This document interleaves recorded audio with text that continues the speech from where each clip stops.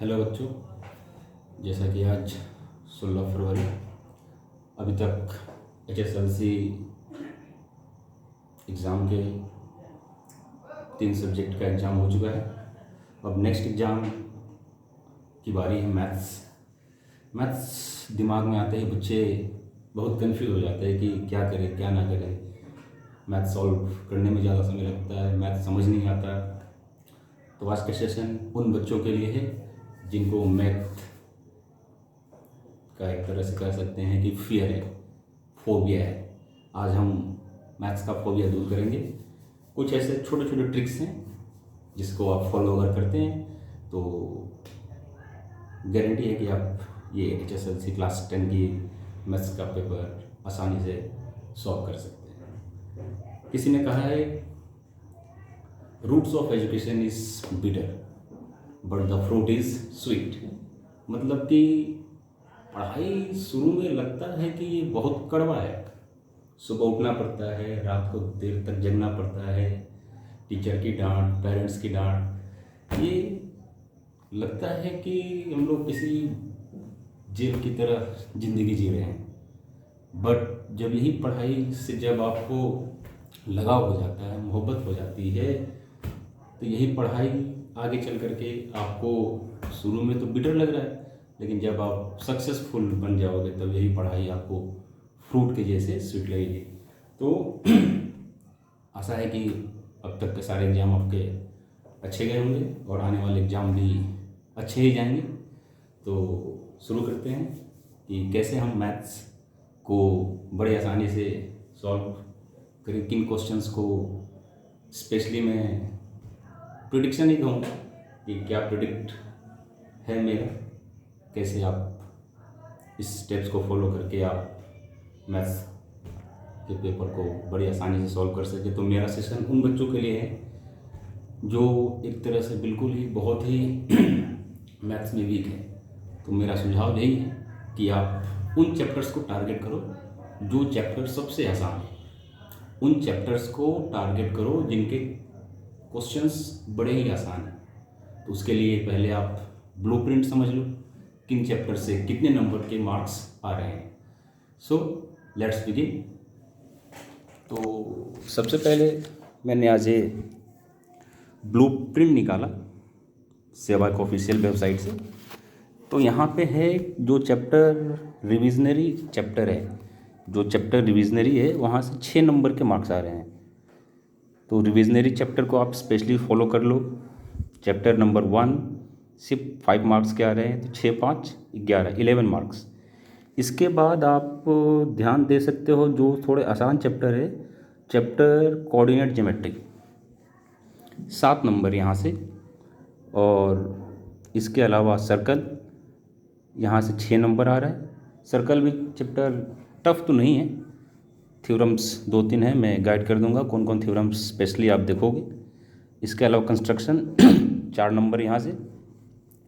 और इसके बाद जो आसान चैप्टर और है आपके लिए जो आसानी से सॉल्व कर सकते हो 3 दिनों में, स्टैटिक्स, इससे मार्क्स आएंगे 5, और प्रोबेबिलिटी, इससे भी नंबर आएंगे 5। तो इन चैप्टर्स को थोड़ा आप ध्यान दे दो तो आप बड़े ही आसानी से पास कर जाओगे, मुझे आशा है, और आपकी तैयारी भी शानदार रही होगी। तो अब मैं आज सर्च कर रहा था तो देखा मैंने सेवा के ऑफिशियल वेबसाइट से कि वहाँ पे उन्होंने सैम्पल पेपर क्वेश्चंस कुछ डाले हुए हैं। अब उन पेपर में MCQ भी है चैप्टर वाइज, साथ साथ 2 मार्क्स के क्वेश्चन है, 3 मार्क्स के क्वेश्चन है। तो मेरे दिमाग में ये बात आई कि अभी तक तो मार्केट में हर तरह के क्वेश्चन सर्कुलेट हो रहे हैं, चल रहे हैं, लेकिन ये अपने आप में एक यूनिक सिस्टम है जो मोस्टली CBSE बोर्ड के बच्चे जो है इस तरह के क्वेश्चंस सॉल्व करते हैं और उस पैटर्न को फॉलो करते हैं कि CBSE भी क्या करते हैं कि अपने जो क्वेश्चन पेपर से वो जून जुलाई के आसपास अपने वेबसाइट पे model questions, model paper, blueprint सब अवेलेबल करवा देती है।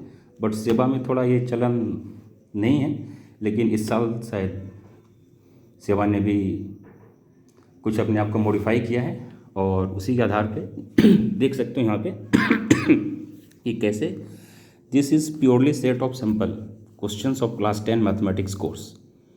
ठीक है, तो central board of secondary education यहाँ से इन लोगों ने कॉपी किया है सेवानी, यानी कि साइंस और मैथ, ये ऐसे दो सब्जेक्ट हैं जिसके क्वेश्चन का जो पैटर्न है बिल्कुल सीबीएसई के बच्चों के जैसा ही आने वाला है। तो बच्चे डरे नहीं, सीबीएसई बोर्ड भी आसान है और सेवा भी आसान है, बस आपको थोड़ी मेहनत करनी पड़ेगी।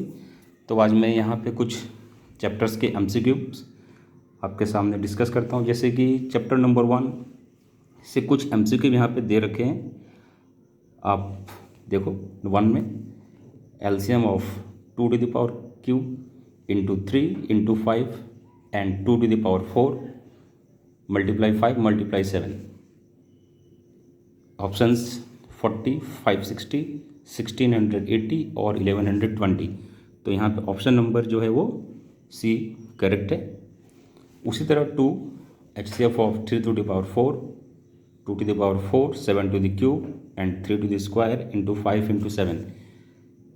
इसके ऑप्शंस हैं 630, 63, 729 और 567। Out of this 63 is the HCF of this following question, so you must follow this. सिर्फ यही नहीं पढ़ना है आपको, इसके अलावा भी आपको अगर समय मिले तो आपके स्कूल्स में टीचर्स ने भी कुछ रिविजन्स दिया होगा, प्रेडिक्शन लगाया होगा, उन क्वेश्चन को भी फॉलो करना। क्योंकि क्या होता है कि ज़रूरी नहीं है कि यही क्वेश्चंस यहीं से सारे के सारे आ जाएं। तो आपको अगर सर ने तो कहा था यहाँ से इसको पढ़ के जाना, तो सिर्फ इसी को फॉलो नहीं करें, बल्कि आप जहाँ पढ़ रहे हो आपके टीचर्स ने स्कूल से जो भी आपको मटेरियल अवेलेबल करवाया है उनको भी थोड़ा ध्यान दें। और जिन बच्चों को लगता हो कि मेरा जो स्मार्ट स्टडी पॉइंट का जो यूट्यूब चैनल है मेनली ये एजुकेशनल पर्पस के लिए मैंने स्टार्ट किया हुआ था, बट बीच में थोड़ा कुछ सूटेबल नहीं हो पा रहा था समय ठीक से, तो फिर एग्ज़ाम स्टार्ट हुआ तो मैंने सोचा चलो शुरू कर देते हैं। जैसे भी एजुकेशन कैसे भी बच्चों के पास जानी चाहिए, तो जो बच्चे यहाँ आते हैं उनको तो खैर मैंने ये करवाया है, और जो नहीं आते हैं आज उनके लिए मैंने स्पेशली ये आज यूट्यूब के थ्रू मैं सेंड कर रहा हूँ। तो जिनको ऐसा लगे कि ये उनके लिए हेल्पफुल है और दूसरों को शेयर कर सकते हैं, और इसको बनाने में, इसको ढूंढने में मेहनत लगी है, तो हो सके तो लाइक सब्सक्राइब भी आप कर सकते हो, आपके ऊपर है। अभी तक मेरे जो वीडियो आए हैं मैंने किसी में शायद कुछ कहा नहीं होगा लाइक शेयर के लिए, बट आपके ऊपर है। अगर वीडियो अच्छा लगे तो आप लाइक सब्सक्राइब कर सकते हो। तो ये चैप्टर 1 का यहाँ पे एमसीक्यू भी है और कुछ क्वेश्चंस भी है यहाँ पे, ठीक है। आप इनको थोड़ा सॉल्व कर सकते हो, 2-3 दिन का गैप है। इसके बाद चैप्टर 2 का कुछ एमसीक्यू देख लो यहाँ पे। नंबर 1 पे the number of polynomial having the zeros -1 and 2 is exactly 2 solution हो सकता है, या ओनली 1, या एट मोस्ट 2, या इन्फिनिटी। तो यहाँ पे जो सॉल्यूशन है वो इन्फिनिटी मैनी सॉल्यूशंस इसका होगा राइट आंसर। नेक्स्ट क्वेश्चन है the number of polynomials having the zeros -3 and 5। तो इसका भी राइट ऑप्शन जो है वो इनफाइनाइट, यानी कि मेनी, अनकाउंटेबल। नेक्स्ट क्वेश्चन पे है if the zero of the quadratic polynomial kx² + 3x + k is 2 then the value of k। तो यहाँ से k का वैल्यू आएगा -6/5।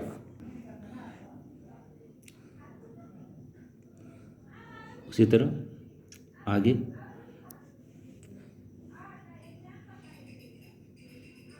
a quadratic polynomial whose zeros are 2/5 and -1/5 is। इसका answer D 25x² - 5x - 2 option है। Next the graph of the quadratic polynomial px passes through the points -6, 0, 0, -30, 4, -20 and 6, 0। The zero of the polynomial are, इसके zero निकलेंगे -6 and 6। Next question है a quadratic polynomial having the zeros -√5/2 and √5/2 is. इसका option 15x² - 6। इसके बाद कुछ यहाँ पे 2 number वाले क्वेश्चन से रेनबो के थ्रू, और कुछ प्रॉब्लम सॉल्विंग क्वेश्चंस भी दिख रहे हैं यहाँ पे, इनको आप ज़रा ध्यान दे देना।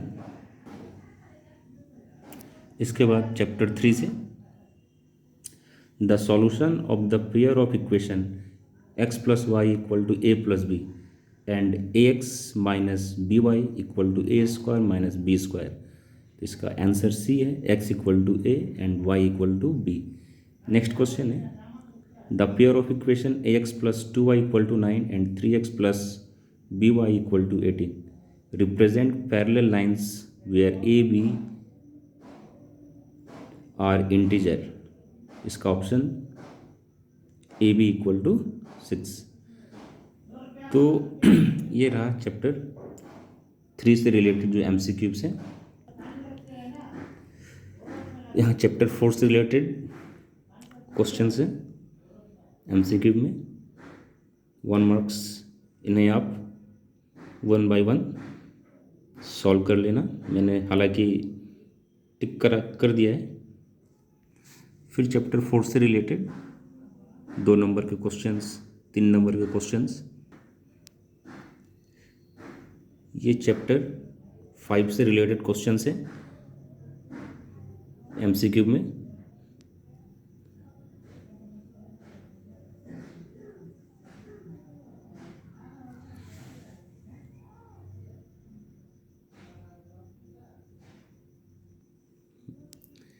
यहाँ से चैप्टर 6 में जो बेसिक प्रोपोर्शनलिटी थ्योरम है वो ज़्यादा इम्पोर्टेंट है, उसे भी आप ध्यान दे देना एक बार।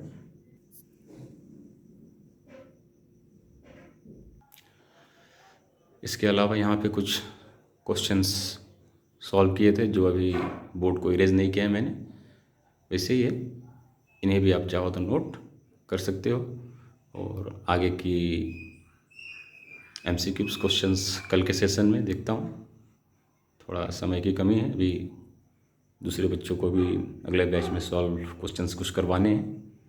तो मिलते हैं फिर नेक्स्ट वीडियो में। तब तक के लिए इतना वर्क आप आज करो, और अगर आपको ज़रूरत हो इस PDF की तो मेरे चैनल को सब्सक्राइब करो, कमेंट पे अपना फ़ोन नंबर लिखो। मैं हो सकता है आपको इसकी PDF कॉपी आपको शेयर कर दूँ। तो आई होप आप जल्द से जल्द इस वीडियो को ज़्यादा से ज़्यादा सर्कुलेट करो। जिनको मैथ्स से रिलेटेड प्रॉब्लम्स है, जो मैथ्स ज़्यादा कम टाइम में अच्छे मार्क्स ला सकें, या कम टाइम में कहें तो जो बच्चे डल हैं, जो अच्छे से मैथ्स इनको समझ नहीं आती, वो इतना क्वेश्चन अगर सॉल्व कर लेंगे जो वेबसाइट पे अवेलेबल क्वेश्चंस हैं, तो मुझे 100% गारंटी है कि वो सारे बच्चे अच्छे नंबरों से पास हो जाएंगे। मैथ्स का जो फियर है वो फियर नहीं रहेगा। मैथ्स के स्पेलिंग में ही है MATHS।